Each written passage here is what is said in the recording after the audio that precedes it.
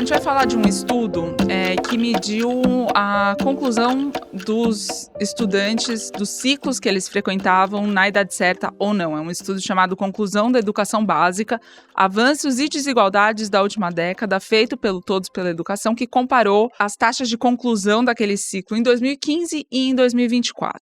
Então, o fundamental, ou seja, até os 16 anos, 75% dos alunos concluíram o ciclo na idade certa em 2015 e esse número passou para 89% em 2024, um avanço de 17 pontos.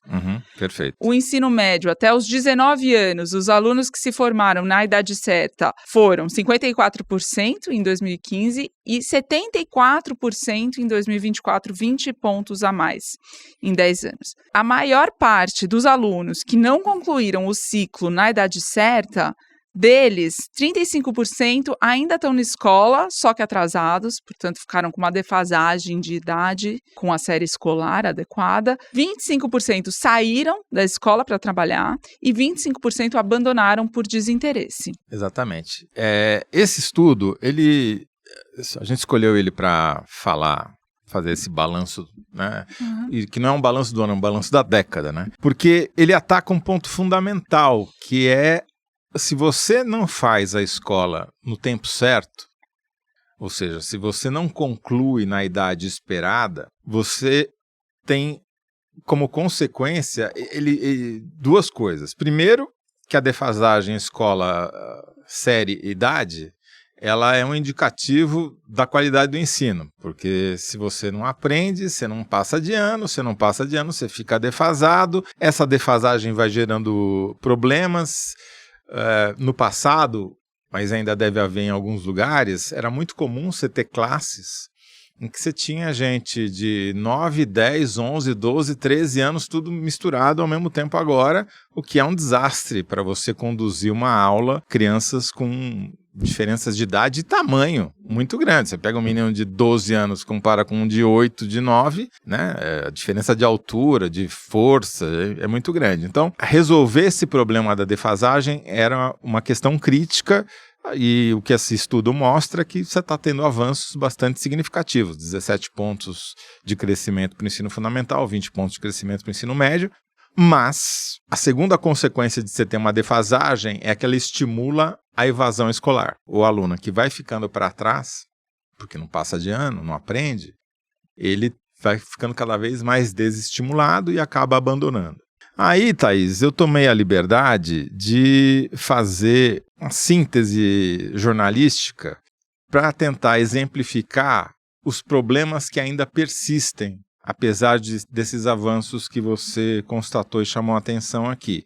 E para fazer isso, eu criei 3 perfis de alunos que sintetizam o que acontece na realidade. Alunos sintéticos. Exato, sintéticos.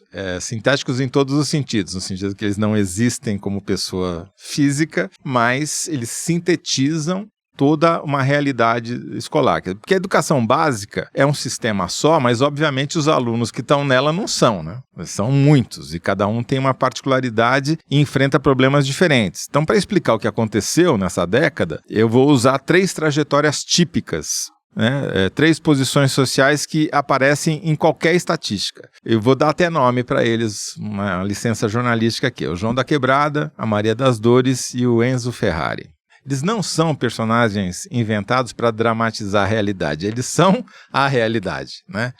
Só estamos sintetizando e dando nome para facilitar a compreensão. Então, o João é o aluno que a qualquer momento pode abandonar a escola pela necessidade de trabalhar. Ele vive ali no fio da navalha. Se falta dinheiro em casa, a escola acaba perdendo o aluno e o mercado de trabalho acaba ganhando alguém que vai fazer bico lá. A Maria das Dores é a aluna que, ao contrário do João, não sai da escola e não sai nunca da escola, porque ela fica enredada em atrasos de vários tipos, repetência, distorção de idade série, falta de apoio. O ano passa, o ano seguinte passa também e ela não passa de ano.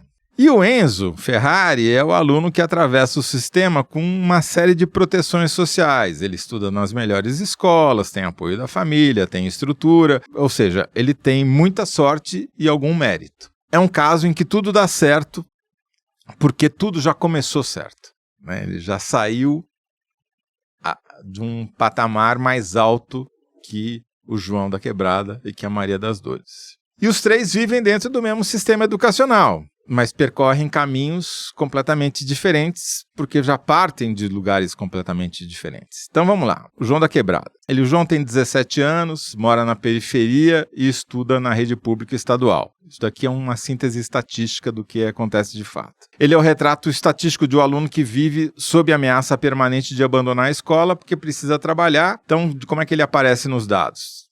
De cada 4 jovens que não concluíram o ensino médio, um saiu porque precisou trabalhar, como você já disse lá no começo.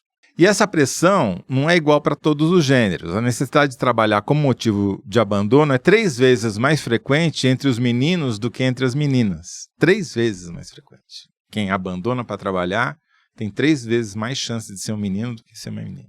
Esse dado assusta porque o corpo do menino pobre é tratado como uma espécie de banco de mão de obra, uma mão de obra disponível desde cedo, mesmo ele sendo uma criança, um pré-adolescente ou um adolescente. Então,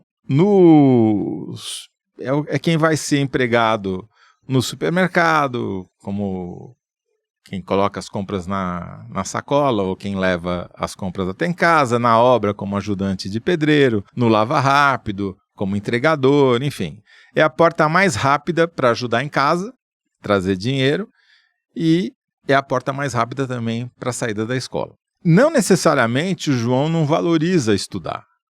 É que a prioridade é trazer dinheiro para casa, não é se formar nos bancos escolares. É uma questão de sobrevivência.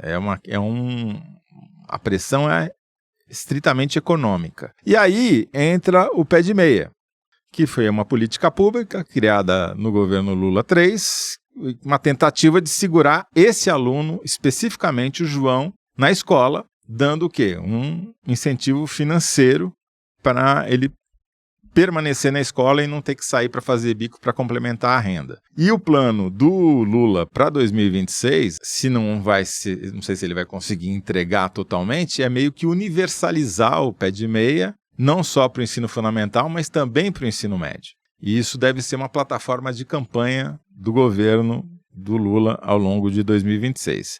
O pé de meia foi um avanço, mas ele é um avanço de curto prazo, é uma espécie de Bolsa Família para permanecer na escola, né? Agora, tem um dilema que é quando o valor do pago pelo pé de meia compete com o valor do mercado oferecido, o salário que o cara vai ganhar ou como empregado ou como fazendo bico. Num mercado superaquecido, como a gente tem hoje no mercado de trabalho, né, que você tem quase pleno emprego, as menores taxas de desocupação da história, a pressão do mercado é maior do que talvez o valor oferecido pelo pé de meia, e isso é uma questão ainda a ser resolvida, né? O valor pago precisa ser grande o suficiente para mantê-lo na escola e ser maior do que aquilo que ele ganharia fora, né?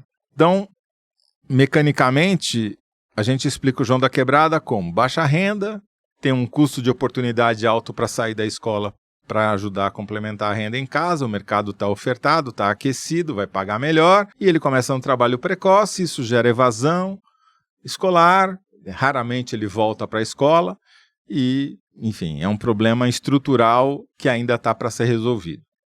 A Maria das Dores, ela tem 18 anos, ainda está no fundamental, estuda numa escola pública, em geral no interior do Nordeste, e, ao contrário do João, ela não sai da escola, mas ela fica presa na escola, né? Nos dados, ela aparece como? O principal motivo para ela não concluir é que ela ainda está estudando, 35% dos não concluintes estão nesse caso, como você já falou lá no começo, e é o dado que o Brasil finge que não existe, né? Porque como ela está na escola, mesmo defasada, na idade em relação à série, ela aparece como uma estatística positiva, mas na verdade ela é uma estatística que mostra todas as falhas da escola, mostra que o currículo é ruim, que ela teve uma alfabetização incompleta, que falta apoio pedagógico na escola, que os professores estão sobrecarregados, que falta reforço escolar, e isso gera um processo de distorção crescente entre a idade da aluna. Eu estou falando da aluna porque é mais comum isso acontecer entre alunas mulheres do que entre homens, já que os homens saem, né? Eles nem chegam nesse estágio aqui, né? É mais grave no norte e no nordeste e é uma espécie de epidemia silenciosa, porque você tem 15% praticamente dos jovens de 19 anos nesse limbo do ainda estou estudando, o cara já está com 19 anos, né? Ela ou ele, né? Praticamente já é um adulto, né? Do ponto de vista formal, jurídico.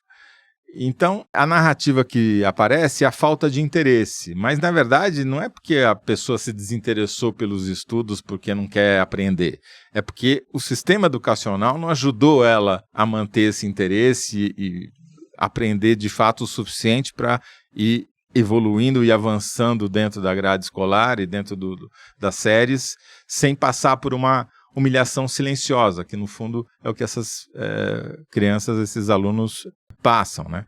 Então, você tem como política pública o Compromisso Nacional da Criança Alfabetizada para tentar resolver esse problema, mas ainda está no começo, né? Difícil saber, não dá para avaliar ainda se vai funcionar ou não. E aí o terceiro, que eu chamei de Enzo Ferrari, porque, enfim, Enzo é um nome popular e Ferrari é para mostrar a diferenciação socioeconômica. Ele nasce no 1% do sistema educacional que, no fundo, funciona como outro país. 94% dos jovens que estão entre os 20% mais ricos concluem o ensino médio, enquanto entre os 20% mais pobres, só 60% concluem. É uma diferença de 34 pontos percentuais entre os jovens que estão na base da pirâmide socioeconômica, os 20% mais pobres, em relação aos 20% que estão no topo da pirâmide. Mantido o ritmo atual, mesmo com essa evolução, esse gap,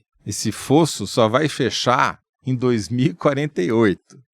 Ou seja, vão passar 2 ou 3 gerações de alunos para que essa diferença chegue a um nível mais aceitável, né? O Enzo, ele não enfrenta problema de repetência, ele não tem atraso escolar, ele não enfrenta pressão para trabalhar, porque a renda em casa é suficiente para ele conseguir viver e os pais não precisam que ele trabalhe, mas ele tem que fazer algumas escolhas. Então, as escolhas dele vão ser completamente diferentes. Se ele vai fazer intercâmbio, se ele não vai fazer intercâmbio, qual faculdade ele vai... Não é nenhuma questão se ele vai fazer faculdade, é qual faculdade ele vai fazer. Ele tem o maior de todos os luxos, que é a capacidade de planejar o seu futuro, independentemente das circunstâncias, que é um luxo que a Maria das Dores e o João da Quebrada não têm de modo algum. E, obviamente, isso daí não é para tirar o mérito do Enzo, ele nasceu onde ele nasceu, né? Ele é o contexto em que ele está. Quando o Brasil discute igualdade educacional, como se todo mundo estivesse jogando o mesmo jogo nas mesmas condições, essas diferenças aí que eu tentei mostrar através do João, da Maria e do Enzo, mostram que o sistema funciona diferente para pessoas diferentes e que a desigualdade educacional não é um acidente, ele é um projeto histórico de construção do país. Isso aí. E a evasão escolar, ela é dramática também, porque o que acontece, a gente está olhando para o que acontece para esse aluno sair da escola, né? Uhum. E depois que ele sai da escola, tem um percurso também que traz muito custo para a sociedade, para não falar os custos pessoais da família. É um indicador... Quem estuda segurança pública, por exemplo, tem na evasão escolar um indicador importante sobre... Quem vai estar mais predisposto a ser capturado pelo crime organizado ou não. Né? É isso. Muito legal. É bom a gente olhar de vários ângulos dessa questão. É isso aí.